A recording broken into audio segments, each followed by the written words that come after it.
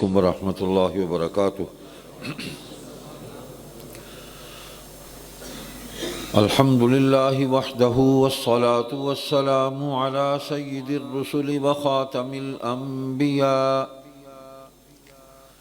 محمد وعلی آلہ واصحابہ وازواجہ وذریاتہ واتباعہ وبارک وسلم تسلیما کثیرا کثیرا۔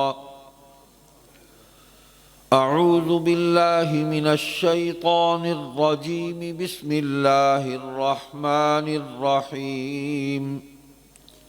اليوم اکملت لکم دینکم واتممت علیکم نعمتی ورضیت لکم الاسلام دینا۔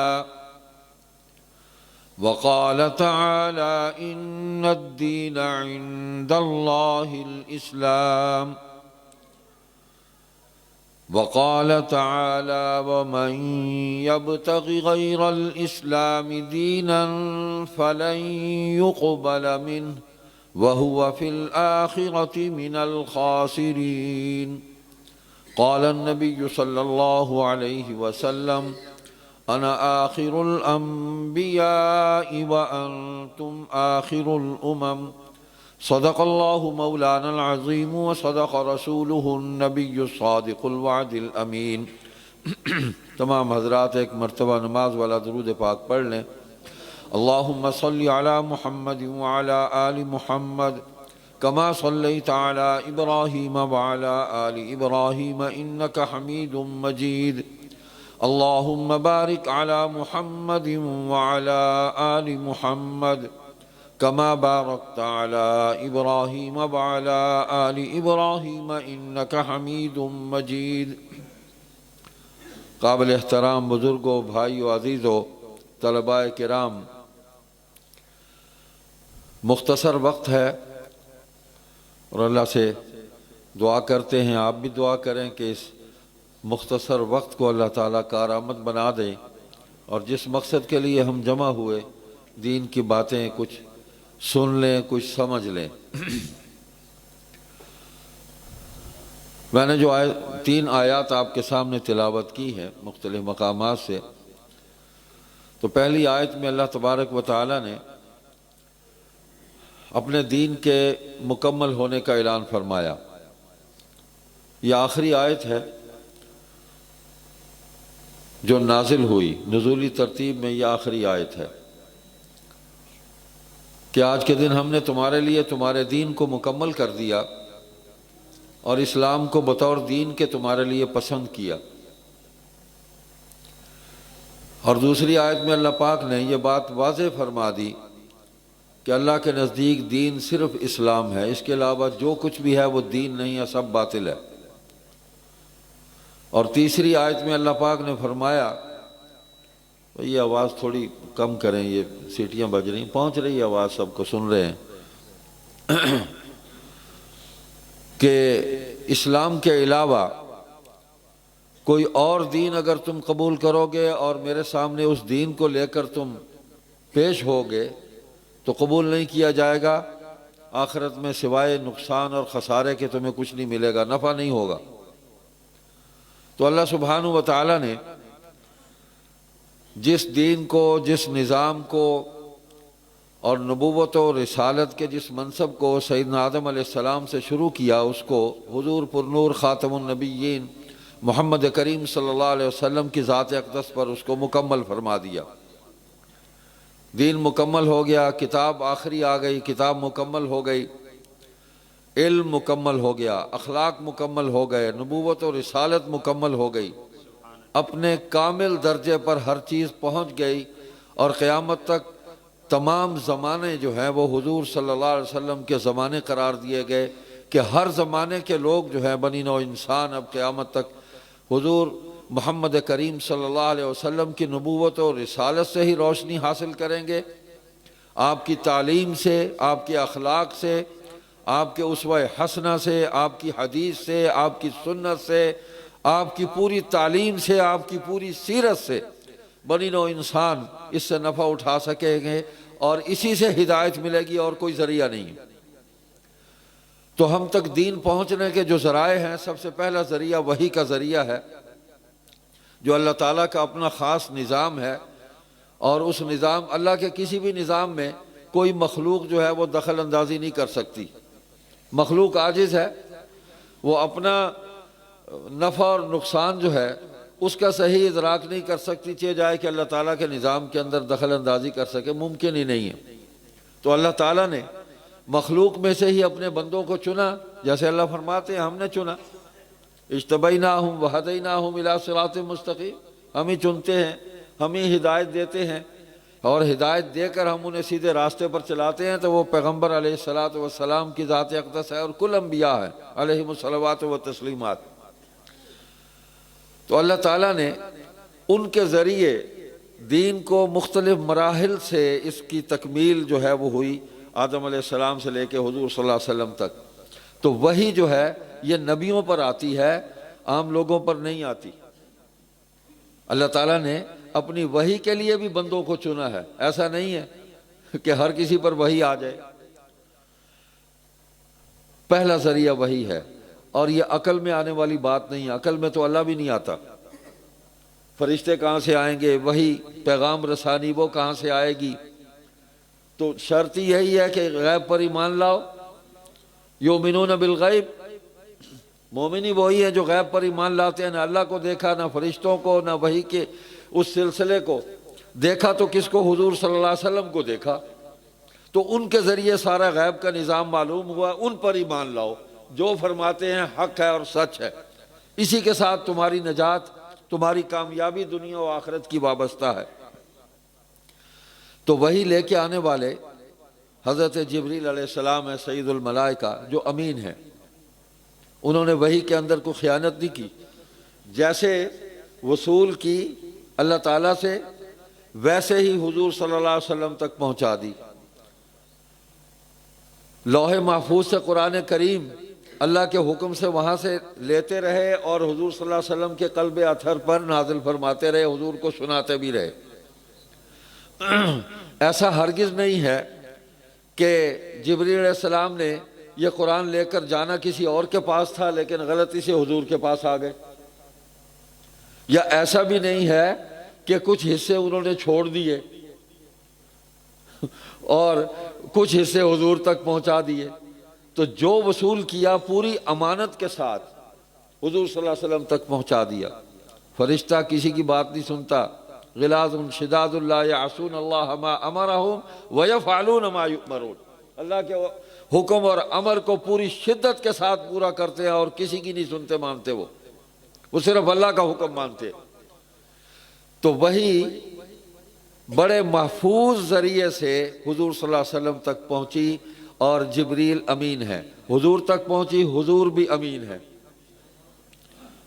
حضور صادق بھی ہیں، امین بھی ہے۔ تو جو حضور علیہ الصلوۃ والسلام پر نازل ہوا، حضور نے وہی امت تک پہنچایا، اور پورا پہنچایا، اس میں کمی نہیں کی۔ جب حکم آ گیا، اعوذ باللہ من الشیطان الرجیم، یا ایہا الرسول بلغ ما انزل الیک من ربک وَإِن لَّمْ تَفْعَلْ فَمَا بَلَّغْتَ رِسَالَتَهُ وَاللَّهُ يَعْصِمُكَ مِنَ النَّاسِ۔ کیا میرے رسول، جو کچھ آپ پر آپ کے رب کی طرف سے نازل ہوا ہے، اس کو آگے پہنچا دیں، اور اگر آپ نے نہ پہنچایا، وَإِن لَّمْ تَفْعَلْ فَمَا بَلَّغْتَ رِسَالَتَهُ، تو آپ نے اس منصب پیمبری، منصب نبوت اور اس ذمہ داری اور اس امانت کو آگے پہنچانے کا حق ادا نہیں کیا۔ واللہ یعصمک من الناس، یہ لوگوں کا خوف نہ کریں، یہ جو مرضی کہتے رہے، آپ ان کی پرواہ نہ کریں، ان سے آپ کو ہم بچائیں گے، ہم آپ کی حفاظت کریں گے۔ تو کفار و مشرکین کے مظالم، رکاوٹیں، حضور صلی اللہ علیہ وسلم پر مصائب، تو پہلے تو آپ صرف اپنے خاندان میں، اپنے دوستوں میں، وانذر عشیرتک الاقربین، وہاں تک دین پہنچا رہے تھے، لیکن جب سیدھا حکم آ گیا کہ اب سنا دو، اب دین کی بات کو برسر عام کرو اور میری اس دعوت کو پہنچا دو، تو حضور صلی اللہ علیہ وسلم نے اس میں کوئی کمی نہیں کی، پھر اس کا حق ادا کیا، جس کی گواہی صحابہ نے دی حجۃ الوداع کے موقع پر، جب حضور علیہ السلام نے سوال کیا، 10,000 قدوسیوں کا لشکر اور ان کی قدسی صفت جماعت سامنے تھی، آپ نے پوچھا کہ میں نے اللہ کا دین تم تک پہنچا دیا؟ تو صحابہ نے یک زبان ہو کر گواہی دی، یا رسول اللہ صلی اللہ علیہ وسلم، آپ نے دین پہنچانے کا حق ادا کر دیا۔ اور ایک صحابی کے الفاظ آتے ہیں کہ یا رسول اللہ، آپ نے تو ایسے پہنچایا کہ یہ دین اب ہمارے جسم کا حصہ بن گیا، ہماری کھال ہے جی، ہمارا گوشت، ہمارا خون، ہماری ہڈیاں، اس کے اندر دین داخل ہو گیا، تو یہ اب اس وجود سے جدا نہیں ہو سکتا، آپ نے ایسے پہنچایا۔ تو یہ دوسرا ذریعہ حضور علیہ السلام ہے دین پہنچنے کا ہم تک، اور تیسرا ذریعہ جو سب سے مضبوط ہے، جو پوری امت اور نبی کے درمیان ہے، وہ صحابہ ہے رضی اللہ عنہم ورضوا عنہ، جو اول المومنین ہے، کامل المومنین ہے، کامل ایمان والے، ان پر سارے تجربے جو ہیں وہ اللہ تعالیٰ نے کیے، اس دین کی پریکٹس ان سے کروائی ہے، وہ عبادات کا گوشہ ہو، وہ خاندانی معاملات کا شعبہ ہو، وہ تجارت کا شعبہ ہو، وہ جہاد کا شعبہ ہو، وہ حکومت کا شعبہ ہو، وہ عام انسانوں کی سماجی خدمت کا شعبہ ہو، وہ تعلیم کا شعبہ ہو، وہ عدالت کا شعبہ ہو، قانون ہو، ہر شعبے کے اندر اس جماعت کو اللہ تعالیٰ نے حضور صلی اللہ علیہ وسلم کی نگرانی میں تیار کیا، اور ان کا تزکیہ ہوا ہے، ان کی تربیت ہوئی ہے، ان کو صحبت نبوی میسر آئی ہے۔ اتنی بڑی صحبت ہے کہ آخری صحابی ابو طفیل عامر رضی اللہ تعالیٰ عنہ جو اس دنیا سے رخصت ہوئے ہیں، آخری صحابی ہیں، تو ظاہر بات ہے کہ آخر میں ہی آئے ہوں گے، اتنی طویل عمر بھی ملی، 100 سال سے اوپر عمر ملی۔ اس کی جوتی کو لگی ہوئی جو مٹی ہے نا، اس کے کروڑ میں ذرے کو بھی قیامت تک آنے والے تمام اولیاء جمع کر لیں، وہاں تک نہیں پہنچ سکتے، نہیں پہنچ سکتے۔ انہوں نے جن آنکھوں سے حضور کو دیکھا، جن کانوں سے حضور سے دین کو سنا، قرآن کی آیات کو سنا، اور حضور کے سامنے حضور کی نگرانی میں اس پر عمل کیا، اور حضور سے رضا کی سند لی، اور اللہ نے بھی رضا کا اعلان کر دیا۔ امتحان اللہ قلوبہم للتقوی، اللہ نے ان کے دلوں کا امتحان لیا، اور پھر ان کی مغفرت کا اعلان کر دیا، اور مغفرت سب کی ہوئی ہے، یہ نہیں ہے کہ اس میں سے کچھ نکال کے آپ باہر رکھ دیں، تاریخ کی گندی کتابیں پڑھ کے، گندی روایات پڑھ کے آپ صحابہ سے دل کے اندر بدظنی پیدا کر لیں، کسی ایک صحابی کے بارے میں بھی آپ کے دل کے اندر کوئی فرق آ گیا ہے، کوئی بغض پیدا ہو گیا ہے، تو اپنا علاج کریں، اپنے ایمان کو صحابہ کے ایمان پر اس تول کر دیکھیں کہ وہ کہاں ہے اور میں کہاں ہوں۔ صحابہ کے ایمان کو مت تولو، اس کا تول ہو گیا، اللہ نے تول کیا ہے، اور ان کو نفع بھی زندگی میں پہنچ گیا، اللہ تعالیٰ نے ان کو جنت کا سرٹیفکیٹ دے دیا۔ تو میں نے جو بات شروع میں آیات کریمہ کے حوالے سے جو عرض کی کہ دین مکمل ہو گیا، مکمل ہونے کا مطلب یہ ہے کہ اب قیامت تک یہی دین چلے گا، تو اس دین کے اندر کسی بھی قسم کی کمی کی گنجائش نہیں، اس میں اضافے کی گنجائش نہیں۔ حضور صلی اللہ علیہ وسلم کی شریعت مطہرہ، آپ کی سنن مطہرہ، آپ کی پوری سیرت طیبہ، کتاب اللہ اور سنت رسول اللہ صلی اللہ علیہ وسلم اور اجماع امت یعنی صحابہ کا عمل جو اس دین پر ہے، اب وہ کافی ہے قیامت تک تمام لوگوں کو۔ قل یا ایھا الناس انی رسول اللہ علیکم جمیعا۔ اب دیکھتے ہیں ہم کہ دین کے اندر رکھنا ڈالنے کے لیے مختلف سازشیں ہوئی ہیں، اور روز اول سے ہوئی ہیں، سارے تجربات ہو گئے ہیں، جو باتیں آج ہو رہی ہیں، جس طرح فتنے آج اٹھ رہے ہیں، تب بھی اٹھے۔ حضور علیہ السلام کی حیات طیبہ کے آخری دنوں میں اسود انسی نے نبوت کا دعویٰ کیا، تو حضور علیہ السلام نے اس کے قتل کا حکم دیا، بحیثیت اللہ کے نبی کے، بحیثیت اللہ کے رسول کے، بحیثیت اسلامی حکومت کے سربراہ کے، یہ سارے مناصب آپ کے پاس تھے، تو حضرت فیروز دہلوی رضی اللہ تعالیٰ نے اس کو قتل کیا جا کے، حضور وفات پا گئے، اس دنیا سے رخصت ہو گئے، تو بعد میں وہ مدینہ واپس تشریف لائے اور اس مہم کو انہوں نے پورا کیا۔ مسیلمۃ الکذاب حضور کی زندگی میں ہی پیغام رسانی اس نے شروع کر دی تھی، نبوت کا دائرہ تقسیم کر لیں، شہروں میں آپ چلا لیں، دیہاتوں میں میں چلا لیتا ہوں، علاقے بانٹ لیتے ہیں اور مل جل کے کام کرتے ہیں۔ تو حضور علیہ السلام نے اس سے کوئی مفاہمت نہیں کی، انکار کیا۔ اسی طرح اس نے جب دیکھا کہ یہ بات نہیں چلتی تو پھر اس نے کہا کہ چلو ایسا کریں کہ اپنے بعد مجھے نامزد کر دیں کہ آپ کے بعد میں نائب نبی ہوں گا، میں نبی ہوں گا۔ وہ کلمہ بھی پڑھتا تھا، اذان بھی دیتا تھا، وہ ہر جگہ اپنا نام ساتھ شامل کرتا تھا۔ تو یہ سارے کفر کے تجربے جو ہے یہ بھی حضور علیہ السلام کے زمانے میں ہو گئے، اور صحابہ کو اللہ تعالیٰ نے پیدا اس لیے کیا تھا کہ دین کی تکمیل کا ان کو ذریعہ بنانا تھا۔ سارے کام جو ہے وہ ان کی موجودگی میں ہوئے اور صحابہ نے اللہ اور اللہ کے رسول کے حکم پر عمل کیا۔ دیکھیے زکوٰۃ کا انکار کرنے والے آ گئے، حضور علیہ السلام نے پردہ فرمایا، زکوٰۃ کا انکار یہ ارتداد ہے، دین سے پھر گئے۔ ختم نبوت کا انکار ہو گیا تو کون کھڑا ہوا؟ صحابہ کھڑے ہوئے، اور صحابہ میں جو صحابہ کے سردار تھے، شیخ الصحابہ تھے، امیر المومنین تھے، خلیفہ بلا فصل رسول تھے، سیدنا ابو بکر صدیق رضی اللہ تعالیٰ عنہ، وہ کھڑے ہوئے۔ صحابہ غم زدہ تھے کہ ان معاملات کو ہم تو حضور کی جدائی میں اتنے مغموم ہو گئے کہ ہم میں اٹھنے کی ہمت نہیں ہے۔ جو محبت ان کو تھی وہ امت میں ان کے بعد کسی کو نہیں ہو سکتی۔ وہ حضور سے محبت میں بھی کامل تھے، جنہوں نے اپنے ماں باپ کو چھوڑا حضور کے لیے، ہم نے تو نہیں چھوڑا۔ جنہوں نے اپنا سب کچھ، دنیا کا سارا مال اسباب، ہر چیز، اپنی عزت بھی حضور کی عزت پر قربان کیا، جان بھی قربان کیا۔ صحابہ کہتے تھے امیر المومنین ہم تو غم زدہ ہیں، ہم اس قدر پریشان ہیں۔ آپ فرمایا کہ یہی وقت ہے، یہی وقت ہے کھڑے ہونے کا، دین کو بچانے کا۔ آج اگر کھڑے نہ ہوئے تو ان فتنوں کو راستہ ملے گا۔ تو دو کام کیے حضرت ابو بکر صدیق رضی اللہ تعالیٰ عنہ نے۔ ایک تو یہ ہے کہ سب سے پہلے تشریف لائیں حضرت، اہلا وسہلا مرحبا۔ دو کام کیے، ایک تو ان مرتدین جو دین کے باغی تھے ان تک دین کی دعوت کو پہنچایا جائے۔ سب سے پہلا کام کہ وہ بھول گئے ہیں، بھٹک گئے ہیں، کوئی بھی سبب بنا ہے، ان کو تلقین کریں، تبلیغ کریں، ان کو سمجھائیں کہ یہ دین ہمیشہ کے لیے ہے، مکمل ہو گیا ہے۔ جو حکم حضور علیہ السلام کے دور میں نافذ ہوئے وہ قیامت تک نافذ رہیں گے ایمان والوں پر، اس میں کوئی کمی بیشی نہیں ہو سکتی۔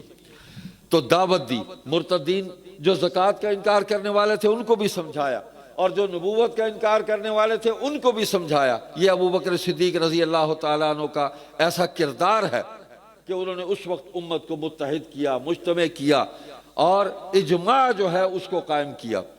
فرمایا کہ جو لوگ تمہاری دعوت کو قبول کر لیں اور ان کو اپنے سینے سے لگا لو، واپس آ جائیں، اور جو انکار کر دیں مقابلے پہ ان سے مقابلہ کرو۔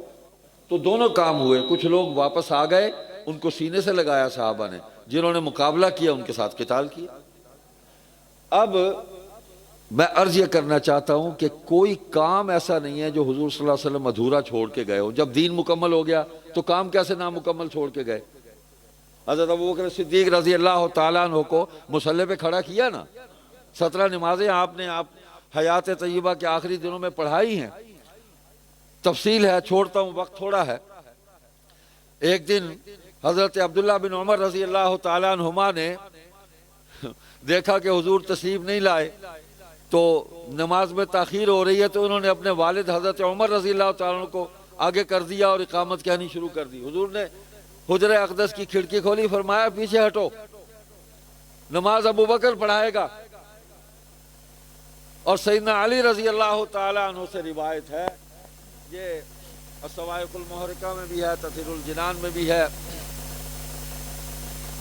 حضرت علی خود فرماتے ہیں رضی اللہ تعالیٰ عنہ، سألت اللہ ان یقدمک ثلاثا فابى علی الا تقدیم ابا بکر، کہ مجھے خود حضور صلی اللہ علیہ وسلم نے فرمایا کہ میں نے 3 مرتبہ تمہاری خلافت کے لیے کہ سب سے پہلے تمہیں خلیفہ بناؤں، میں نے اللہ سے درخواست کی، تینوں دفعہ اللہ تعالیٰ نے انکار کیا اور ابو بکر کا نام دیا۔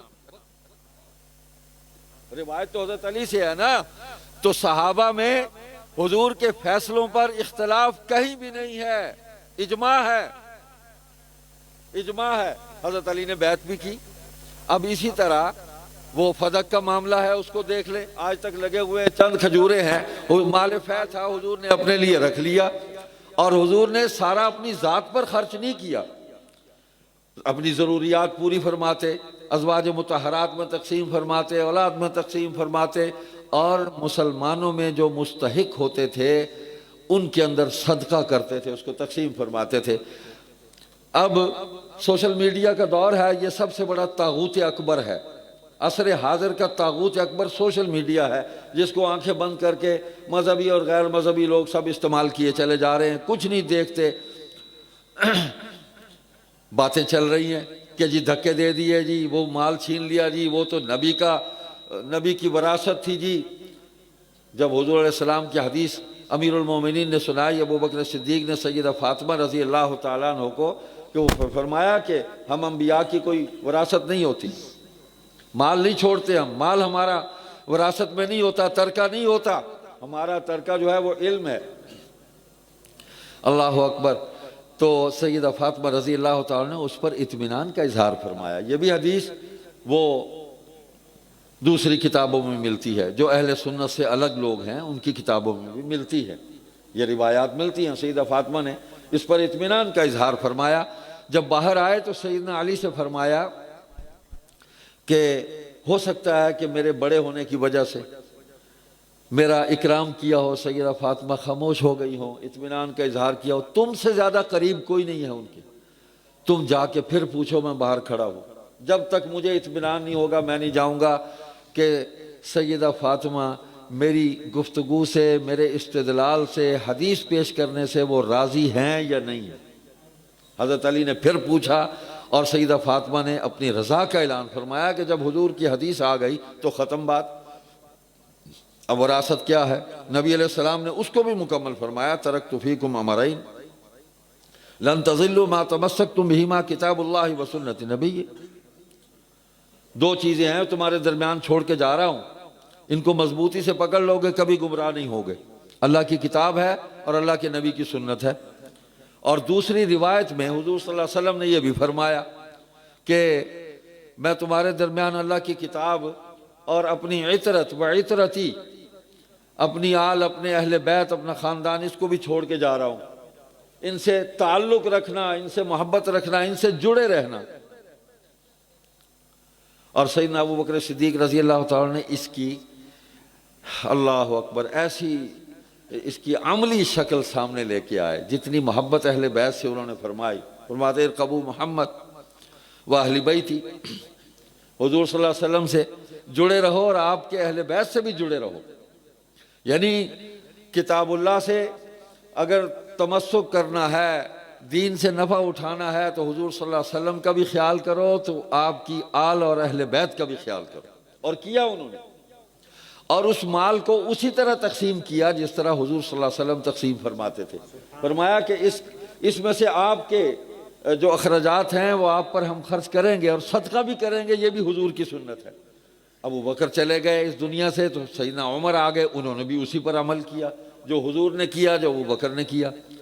حضرت عمر اس دنیا سے چلے گئے تو حضرت عثمان نے بھی اس پر ویسے ہی عمل کیا جیسے حضور نے، ابو بکر نے، عمر نے عمل کیا۔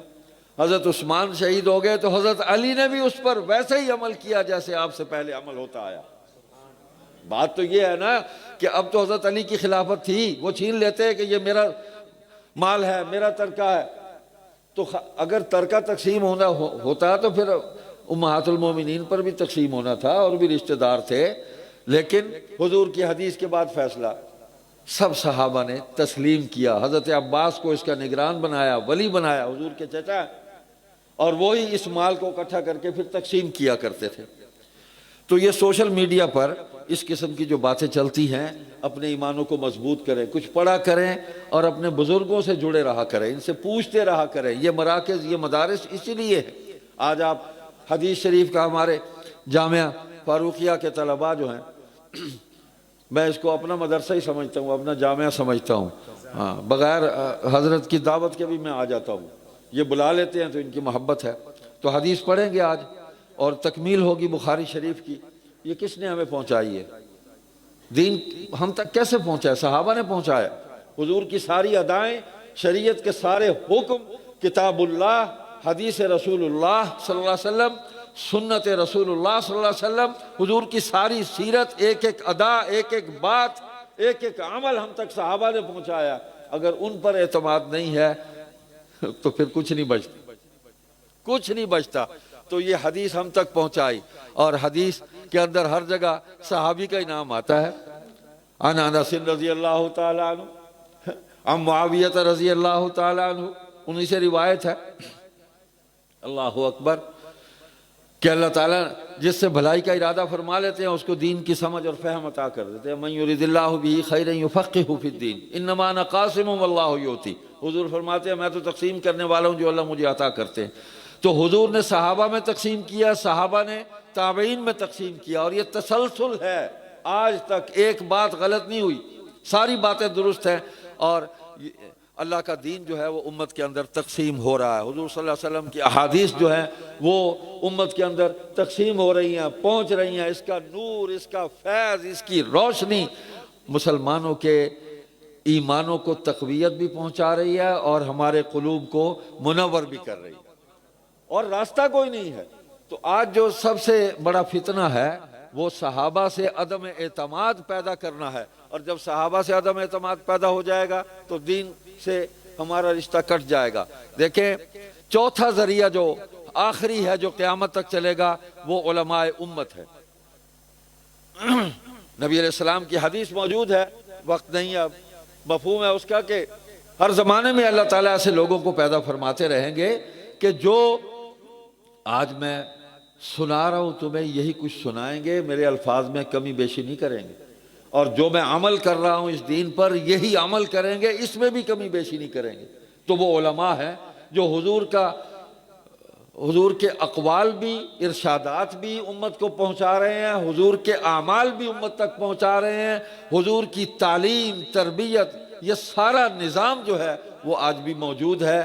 اس میں کمی بیشی نظام کے اندر کوئی نقص ہو سکتا ہے وہ ہماری وجہ سے، لیکن اس کے نظم کے اندر، لیکن جو اصول ہے، جو کام ہے، جو اصل مقصد ہے وہ ویسے ہی ہے۔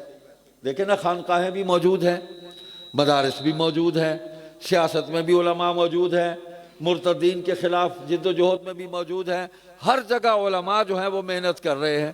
حضور علیہ السلام ایک دن مسجد میں تشریف لائے تو صحابہ کے حلقے بنے ہوئے تھے، 2 حلقے تھے، ایک حلقے میں لوگ اللہ کا ذکر کر رہے تھے، اللہ اللہ لا الہ الا اللہ پڑھ رہے تھے۔ حضور نے ان کو دیکھا، حضور خوش ہوئے، حضور نے تبسم فرمایا، اور پھر دوسرا حلقہ تھا آگے، وہ دین کے مسائل پر گفتگو کر رہے تھے، مکالمہ فرما رہے تھے۔ تو حضور علیہ السلام ان کے اندر آ کے بیٹھ گئے اور فرمایا کہ وہ بھی ٹھیک ہے، جو اللہ کا ذکر کر رہے ہیں وہ بھی ٹھیک ہیں، لیکن مجھے یہ زیادہ پسند ہے کہ یہ دین کے مسائل پر بات کر رہے ہیں، مکالمہ کر رہے ہیں، حلال و حرام جو ہے اس پر آپس کے اندر تفریق اور افہام جو انہوں نے بنایا ہے یہ مجھے زیادہ پسند ہے۔ تو ہم اللہ کا شکر ادا کرتے ہیں کہ ہمارے جو مشائخ ہیں نا، جو صوفیاء ہیں، جو ذکر اللہ کی طرف بھی مخلوق کو دعوت دے رہے ہیں، وہ علماء ہیں، وہ علماء ہیں، وہ دین پڑھے ہوئے ہیں، دین سنا سکتے ہیں، دین پڑھا سکتے ہیں، اور پڑھا رہے ہیں، سنا رہے ہیں۔ جاہل صوفیوں کا حال تو آپ نے دیکھا، جتنے ہیں جاہل صوفیوں کی وجہ سے پیدا ہوئے، اور ان جاہل صوفیوں کا پھیلایا ہوا تصوف ہے جس میں سے مرزا قادیانی نے راستہ نکالا نبوت کا، سارے اس نے الہامات، کشوف اور وہ صفوف سارے نکال نکول کے اسی میں سے جاہل صوفیوں کے، جن کا دین سے، علم دین سے، قرآن و سنت سے تعلق نہیں تھا، جن کی زندگی میں حضور کی سیرت کی جھلک نہیں تھی۔ تو میں آخری بات یہ کہتا ہوں، حضور پر نور خاتم النبیین محمد کریم صلی اللہ علیہ وسلم کا وجود مقدس دنیا کے اندر تمام حیات انسانی کے شعبوں میں ہدایت، رہنمائی اور روشنی کا ذریعہ ہے۔